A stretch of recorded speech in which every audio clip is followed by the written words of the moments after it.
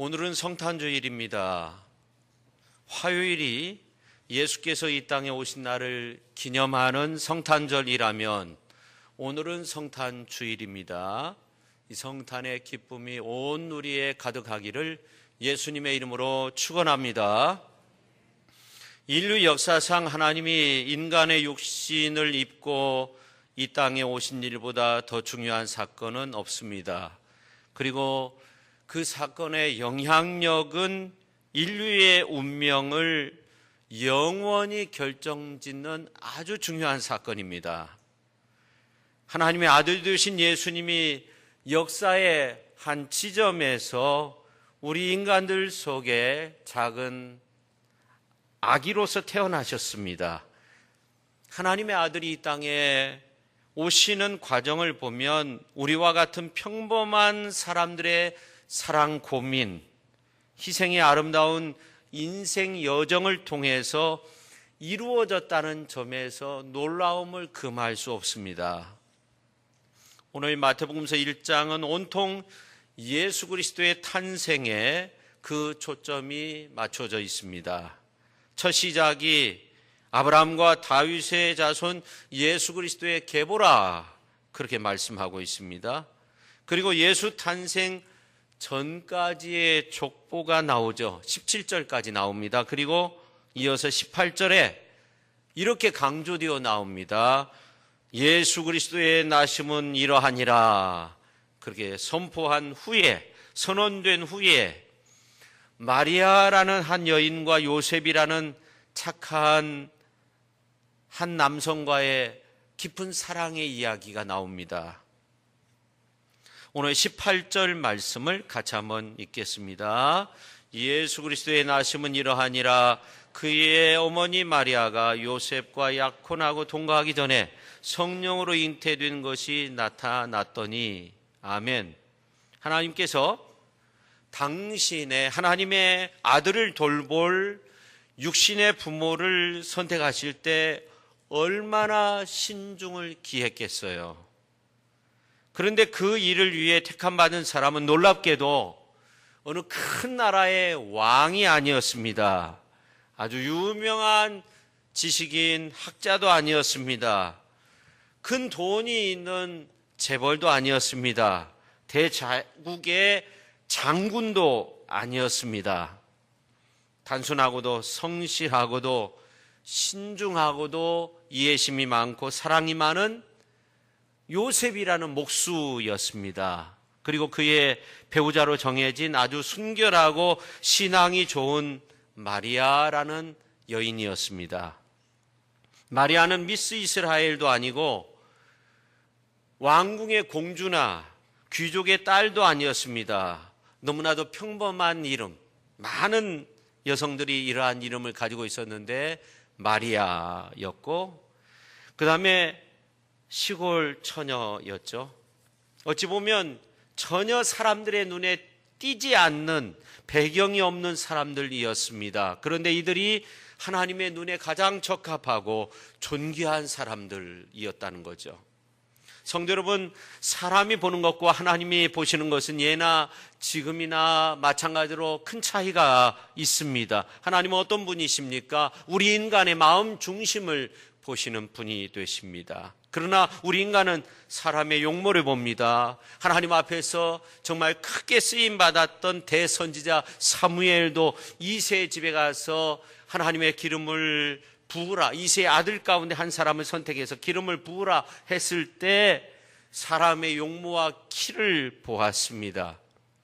이새의 아들 가운데 엘리압을 보고 그 마음속에 생각했어요. 사무엘상 16장 6절 7절에 있는 말씀을 보면 여호와의 기름 부으실 자가 바로 내 앞에 있다 이렇게 생각을 했습니다. 그런데 하나님께서 말씀하십니다. 7절에 보면 여호와께서 사무엘에게 이르시되 그의 용모와 키를 보지 말라. 내가 이미 그를 버렸노라. 내가 보는 것은 사람과 같지 아니하니 사람은 외모를 보거니와 나 여호와는 중심을 보느니라. 그렇게 말씀하고 있어요. 하나님은 마음 중심에서 우러나오는 하나님을 향한 신실한 마음, 순수함 이러한 것들을 봅니다. 그렇지 않고 외모의 수려함이나 가문의 배경이나 학문의 폭 이러한 것을 보시는 분이 아니세요. 성도 여러분, 사람에게 중요한 것들이 하나님에게는 정말 가치 없는 것들 많이 있어요. 그러면 요셉과 마리아는 어떤 사람이었기에 하나님께 아기 예수님을 모실 만한 사람으로 택함을 받았을까 하는 겁니다.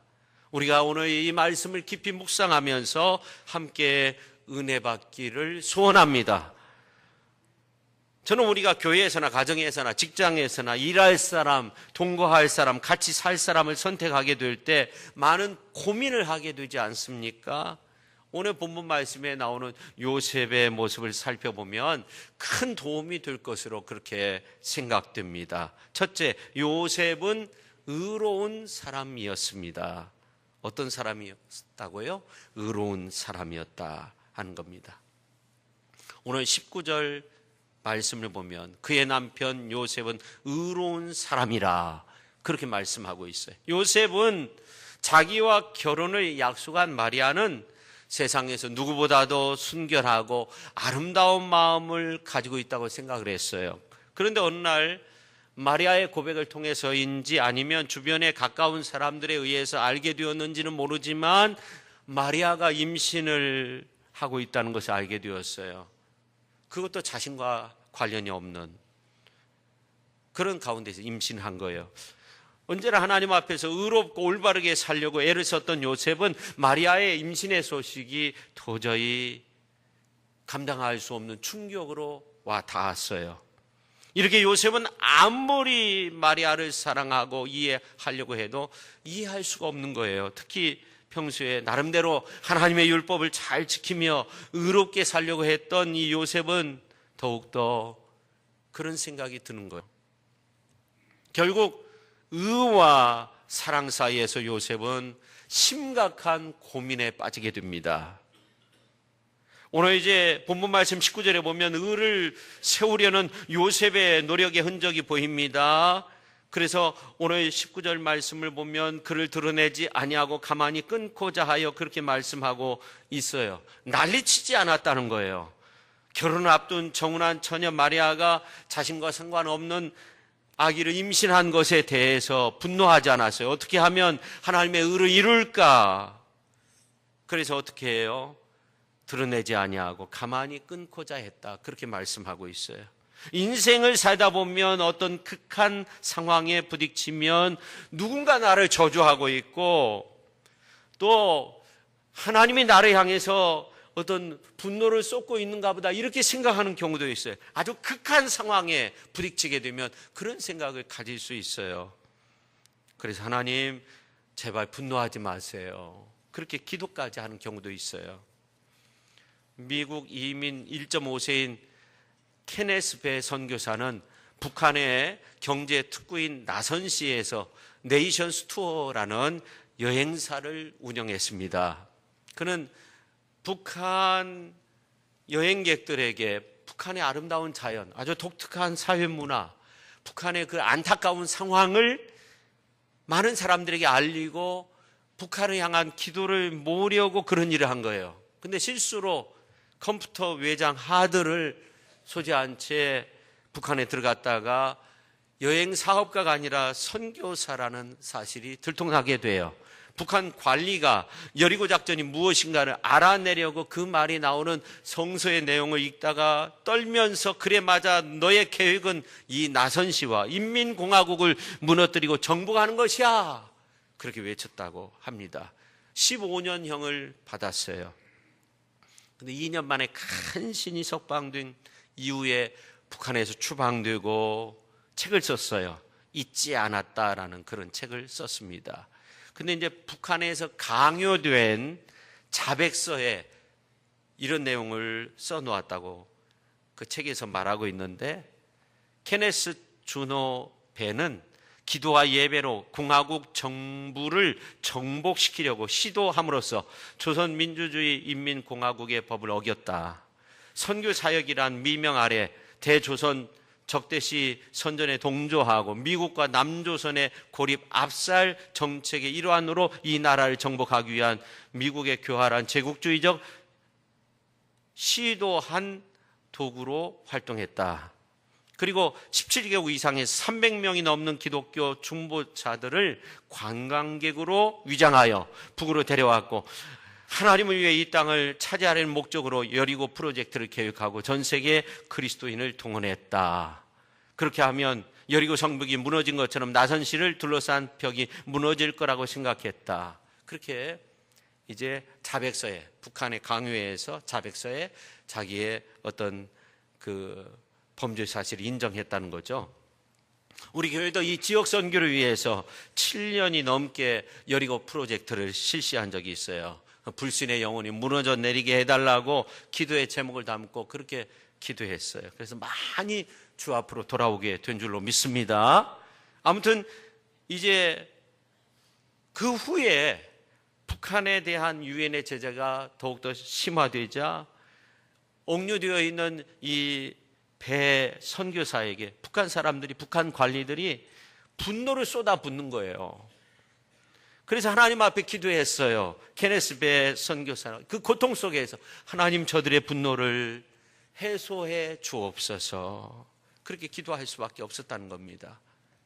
저를 구원해 달라고, 저를 살려 달라고 막 그렇게 기도를 했는데, 그러다가 어머니가 보낸 편지 가운데 아들아, 너는 다니엘의 세 친구가 풀무불 앞에서 품었던 그 믿음을 품어야 된다, 이 말씀을 읽고, 그 편지의 내용을 읽고 그 말씀을 묵상하다가 2013년도 9월 24일에 침대 위에서 일생일대 간절한 기도를 드리게 됩니다. 하나님 저를 구해 주세요.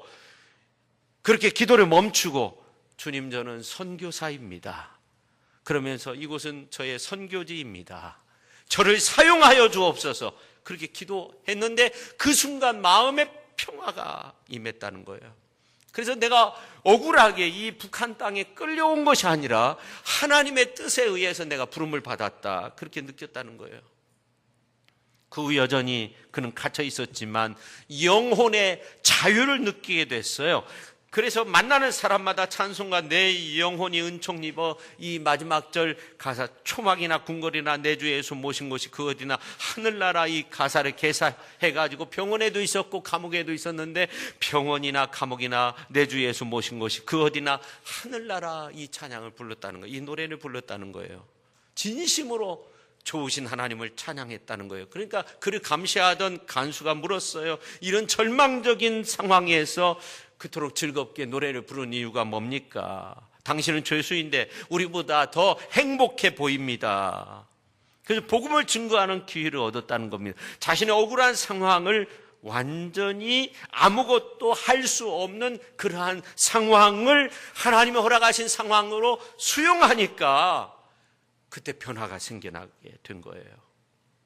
오늘 본문 말씀에 나온 요셉이 배 선교사와 같은 그 상황 속에 놓여진 것과 같고, 당시에는 아무리 정운한 혼인 관계에 있어도 결혼 전에는 약혼자와 동거하면 절대 안 됐던 시대이었고, 더욱이 정혼한 여자가 아이를 가지고 있으면 이를 밝혀서 율법에 의해서 처단하기도 했어요. 그런 시대였어요. 이러한 가운데 결혼을 단행한다는 것도 어려운 일이고, 그렇다고 해서 사람들의 비난을 개의치 않고 파혼하는 일도 어려운 일이었어요. 그야말로 일생일대에서 가장 중요한 일을 코앞에 두고 있었던 이 요셉은 이러지도 저러지도 못하는 진퇴의 양난에 빠져 있었습니다. 이러한 상황이 요셉에게는 한계의 상황으로 몰아닥친 거죠. 이런 상황에서 요셉은 정말 의롭게 이 상황을 헤쳐나가기 위해서 노력을 했어요. 고민했어요. 그럴 때 주의 사자가 나타나게 되고, 내 아내 마리아 데려오기를 두려워하지 말라, 주의 음성을 듣게 되었고, 결국 이 상황을 하나님이 허락하신 상황으로 수용하여서 주의 말씀에 따르게 됩니다. 사실 요즘은 의의 사람이 되려고 하는 그런 노력들을 하지 않아요. 그런 사회적 분위기 속에 우리가 살고 있습니다. 이런 시대 속에서 여러분은 어떻게 하면 나를 통해서 내 주변의 사람들이 의를 드러낼 수 있을 것인가, 그런 고민을 해본 적이 있습니까? 근본 성탄절이 의미 있는 성탄절이 되기 위해서 주님을 모시는 마음으로 내 주변 사람들이 나를 통해 하나님의 의가 드러날 수 있도록 하는 그런 귀한 노력이 나타날 수 있기를 예수님의 이름으로 간절히 축원드립니다. 그 다음에 두 번째, 요셉은 희생적인 사랑의 사람이었다는 겁니다. 오늘 이제 19절 말씀을 보면 알 수 있는데요. 에릭 프롬이라는 사람은요, 미숙한 사랑과 성숙한 사랑의 차이에 대해서 설명했는데, 내가 사랑받고 있기에 나도 사랑한다. 내가 사랑받으니까 나도 사랑한다. 이거 미숙한 사랑이라는 거예요. 성숙한 사랑은 내가 사랑하는 까닭에 나도 사랑받는다. 그런 논리를 가지고 있다는 거예요. 미숙한 사랑은 당신을 필요로 하기 때문에 내가 당신을 사랑한다는 거예요. 근데 성숙한 사랑은 내가 당신을 사랑한다는 거예요. 그러므로 당신이 필요하다 하는 거예요. 필요해서 사랑하는 것이 아니죠. 사랑하니까 사랑하는 거죠. 사랑이 먼저이죠. 그런데 에릭 프롬의 이 말과 또 요셉의 그 사랑의 모습을 이렇게 비교해 보면 비교할 수 없어요. 이 요셉은요, 마리아를 향한 그 온전한 사랑, 에릭 프롬이 말한 성숙한 사랑을 뛰어넘어 희생적인 그 사랑을 하고 있는 거예요. 사랑이 무언가, 온전한 사랑이 무언가, 이것을 보여주고 있어요. 그리스도의 사랑이 무엇인가를 우리에게 알려주고 있어요. 요셉은 상대방의 수치와 부끄러움을 자신이 짊어지고 있지만 사랑하고 있는 거죠. 희생적인 사랑은 마리아의 입장에서 드러내지 아니하고 이제 가만히 끊고자 하는 그 모습으로 드러나게 된 거죠. 그러나 가만히 생각해 보면 마리아에 대해 드러나지 않고 가만히 끊고자 하는 것은 엄청난 희생이 따르는 거예요. 아마도 사람들은 요셉에 대해서 무지하게 욕할 거예요. 처녀와 약혼하고 혼인식도 치르지 않고 이제 임신까지 하게 하고 이유 없이 이 여성을 버렸다. 얼마나 멸시받겠어요. 어떻게 보면 이제 요셉이 돌세례 받아가지고 돌에 맞아서 율법에 의해서 처단될 판이죠. 그렇다고 요셉이 자기 때문에 임신된 것이 아닙니다. 그 말 한마디만 하면 마리아와의 관계는 청산이 되겠지만 마리아의 운명은 여기서 끝이죠. 아기 예수님이 이 땅에 태어날 수 없는 거죠. 돌에 맞아서 죽게 되는 거예요. 어찌 보면 예수 그리스도의 오심은 잉태되는 그런 과정에서부터 위기를 겪었던 거죠. 요셉의 고민과 결단이 없었다면 예수 그리스도는 아마 이 땅에 오실 수 없었을 거예요. 그런데 다행히 요셉은 의로움과 사랑을 동시에 만족시키기 위해서 자기 희생을 택합니다.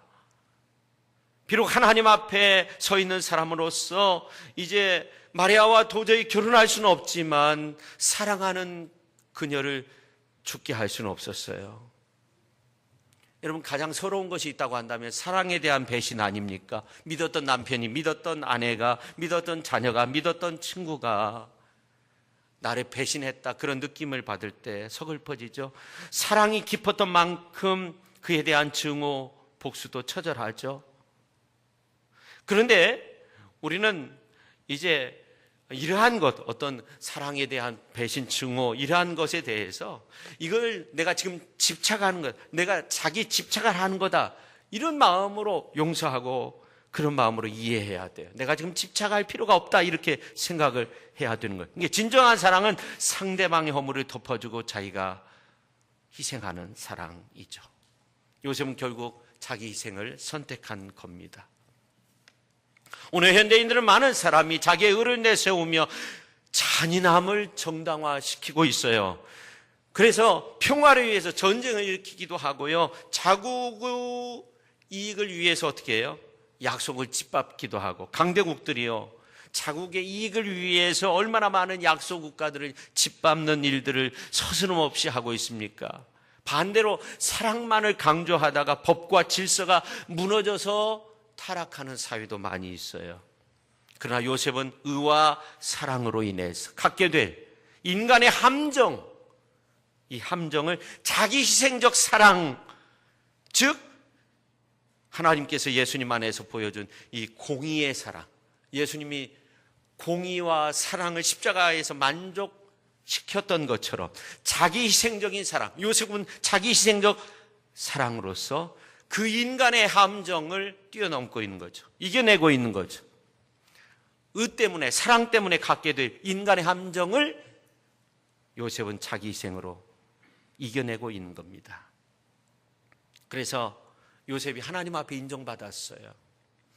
어떻게 돼요? 주의 사자가 나타나요.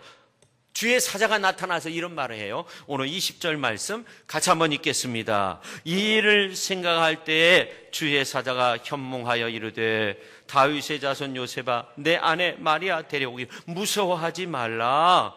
그에게 잉태된 자는 성령으로 된 것이라. 주의 사자가 현몽하여 이르되 마리아 데려오는 거 무서워하지 말라. 그렇게 말씀하고 있어요. 이렇게 이스라엘 땅의 지배자였던 헤롯 왕의 집요한 추격이 있었지만 요셉은 갓난아기로 태어난 힘없는 무력한 하나님의 아들을 맡길 만큼 아주 강한 사람으로서 하나님 앞에서 인정받은 거죠. 그 땅의 지배자였던 헤롯 왕의 집요한 추격과 공중의 권세 잡은 사단이 총공격해서 이 아기를 죽이려고 하는데 하나님은 자신의 독생자를 요셉에게 맡긴 거예요.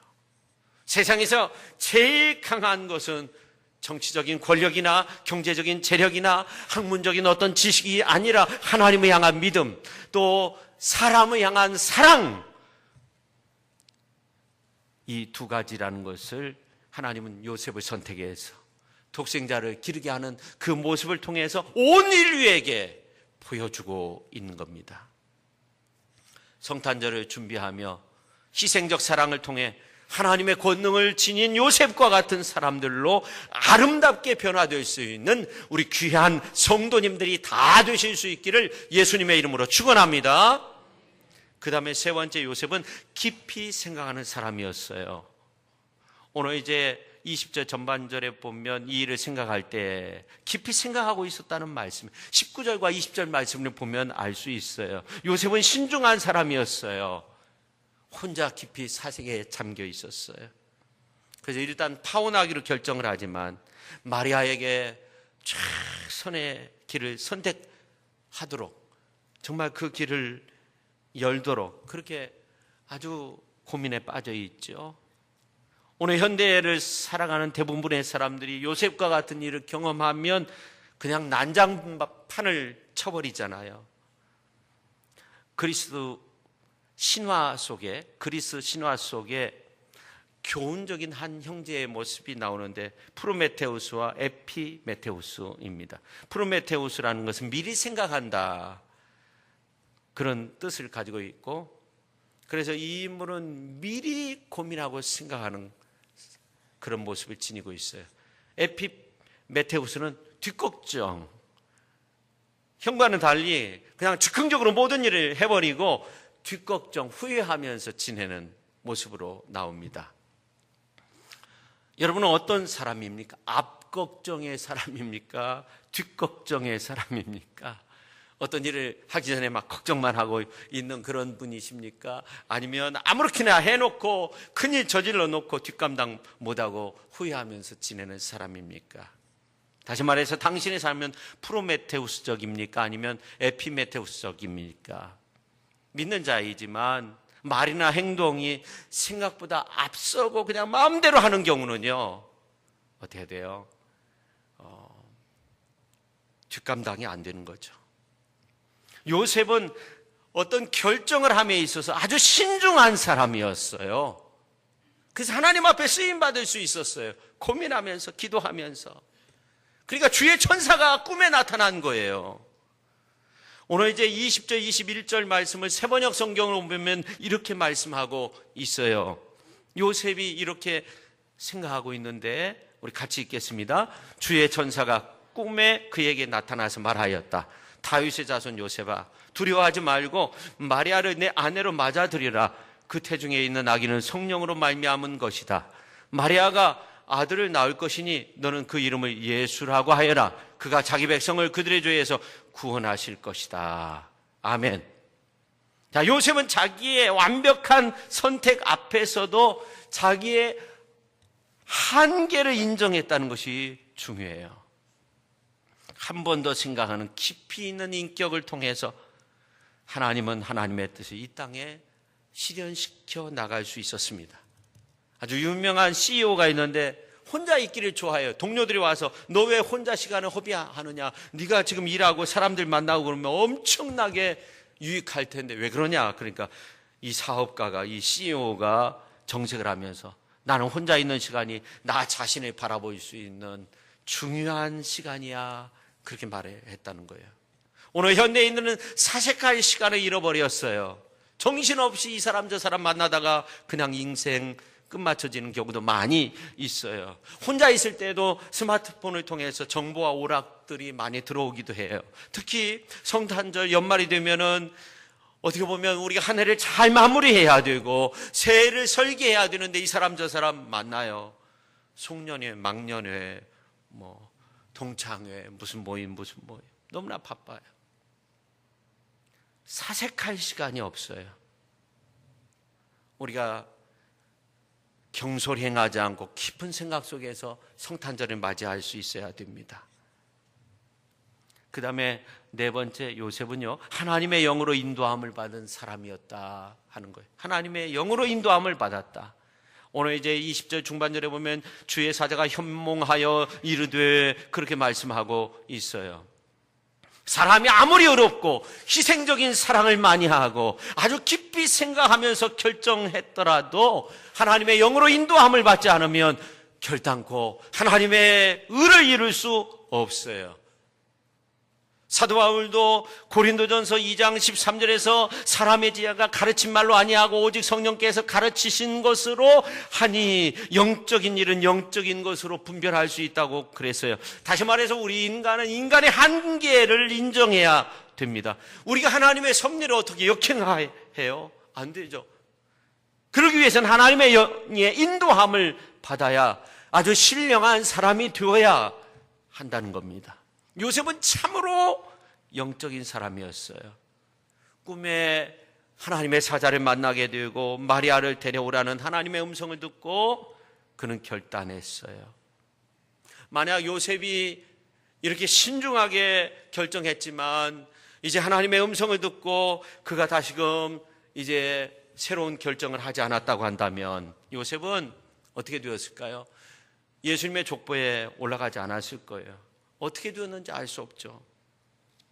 근데 요셉은 영적인 사람이었어요. 하나님과의 인격적인 만남이 있었어요. 단 한 번의 계시였지만 하나님을 인정했어요. 영적으로 깨어 있었어요. 성령의 인도에 민감했고 그야말로 하나님의 말씀을 붙드는 그런 삶을 살았습니다. 분명히 기억해야 할 것이 있습니다. 인간은 아무리 현명하고 똑똑하여도 인간의 힘만으로는 하나님의 길을 걸을 수 없어요. 망칠 수밖에 없어요. 하나님의 영의 인도함을 받아야 돼. 하나님을 의지해야 돼. 내 인간의 힘으로는 안 되는 거예요. 테리콜 휘테커라는 목사분이 그런 말을 했어요. 우리는 그것이 좋다 나쁘다 판단할 수 없다. 왜냐하면 우리는 모든 정보를 접할 수 없다는 거예요. 어떤 결정, 어떤 일에 대해서, 어떤 사람에 대해서 이게 좋다 나쁘다 완벽하게 말할 수 없다는 거예요. 모든 정보를 접할 수 없다. 그 미래에 대해서 정보를 접할 수 없다. 그러면서 이 세옹지마에 대한 예를 들었어요. 옛날 중국 북쪽 변방에 어느 노인이 살고 있었는데 조랑말이 있었어요. 근데 이 말이 이제 다른 나라로 도망친 거예요. 그래서 너무나 속상했어요. 근데 그 말이 한 필의 준말을 데리고 왔어요. 너무나 좋아했어요. 근데 얼마 후에 그 노인의 아들이 그 말을 타다가 말에서 떨어져서 다리를 절게 되었어요. 너무나 실망하게 됐어요. 근데 전쟁이 났어요. 동네 다 젊은이들은 나가서 싸워서 다 죽었는데 다리를 저니까 이 아들은 집에서 노인과 함께 있었어요. 그래서 다시 기뻐하였다. 그래서 인생은 새옹지마와 같다. 다시 말해서 안 좋은 일 같아요. 근데 안 좋은 것이 계속 안 좋은 것으로 끝나는 것이 아니라는 거예요. 다시 말해서 오늘 우리는 우리의 삶 속에서 하나님의 뜻을 살피면서 항상 깨어서 좋은 일들을 만들어 가야 돼요. 이 정도 하면 됐다 이것이 아니라 항상 깨어서 좋은 일들, 사람과의 관계 속에서 우리가 살면서 좋은 일들을 만들어 가야 돼요. 할렐루야. 요셉이 어찌 마리아에게서 태어날 아기가 누구예요? 예수. 자기 백성을 그들의 죄에서 구원할 자 알았겠어요? 요셉이 어찌 자신과 정혼한 마리아가 자신과 상관없이 임신을 했는데 자기의 주가 되시고 온 세상을 구원할 왕으로서 오신다는 것을 머리로 상상하기나 했겠습니까? 성도 여러분, 오늘 우리가 예수님 믿고 순종하고 예배드리는 것도 성령의 인도하심이 있고 성령의 도우심이 있었음을 인정할 수 있어야 됩니다. 파스칼은 그런 말을 했어요. 이성의 마지막 한 걸음은 이성을 초월하는 것이 무한수로 있다는 것을 인정해야 하는 것이다 하는 거예요. 우리는 모든 이성적 판단을 소중히 여겨야 됩니다. 그런데 때로는 한거할 수 없는 하나님의 계시에 따라서 모든 상황을 재해석할 수도 있어야 되는 거죠. 요셉은 하나님의 말씀대로 살아가려고 권유했던 사람이었습니다. 의롭고 올바르게 살기 위해서 사랑의 아픔도 이제 끊을 만큼 단단한 결심이 있었습니다. 아픔이 있고 희생이 있는 자기 포기로 남의 허물을 덮어주는 사랑의 사람이었습니다. 더 나아가 요셉은 자신의 뜻을 내려놓는 것이 성공이고 하나님의 은혜인 것을 그는 알았던 사람이었습니다. 그래서 하나님의 음성을 듣고 하나님의 뜻 앞에 자신의 모든 결정과 생각을 내려놓았습니다. 이 같은 사람이 된다면, 이런 요셉과 같은 사람이 된다면 우리가 내 앞에 절망의 벽이 있어도요, 그게 절망의 벽으로 끝마쳐지지 않아요. 수직적인 세계 속에서 고난을 재해석할 수 있는 거예요. 그래서 요셉은 위대한 믿음의 선조가 될 수 있었던 겁니다. 오늘 우리에게는 또 다른 영적인 눈이 있다는 것을 알아야 됩니다. 할렐루야. 영적인 귀를 가지고 있어야 됩니다. 요셉 그가 궁극적으로 하나님의 계시에 순종하고 모든 것을 희생했을 때 그를 통해서 하나님의 영광과 인류 구원의 역사적 출발이 시작되었다는 이 놀라운 사실을 기억하시고 이 성탄절이 정말로 뜻깊은 그런 절기가 되기 위해서 요셉과 같은 그런 아름다운 모습으로 승리의 길을 걷는 저와 여러분 모두가 될 수 있기를 예수님의 이름으로 축원합니다. 기도하겠습니다. 하나님 아버지, 오늘 요셉의 모습을 살펴보았습니다. 성탄절을 앞두고 이렇게 주의를 지키며 그 요셉의 훌륭한 면모를 우리가 생각해 보았습니다. 하나님, 우리가 요셉과 같이 그렇게 훌륭하게 믿음 안에 서서 하나님의 큰 역사 가운데 위대하게 쓰임받는 아름다운 믿음의 용사들이 다 되게 하시옵소서. 우리의 연약함을 치유하시고 우리의 앞길이 열려지게 하시고 축복의 대로가 펼쳐지는 그러한 놀라운 은총의 사람들이 다 되게 하여 주옵소서. 예수님의 이름으로 기도하옵나이다. 아멘.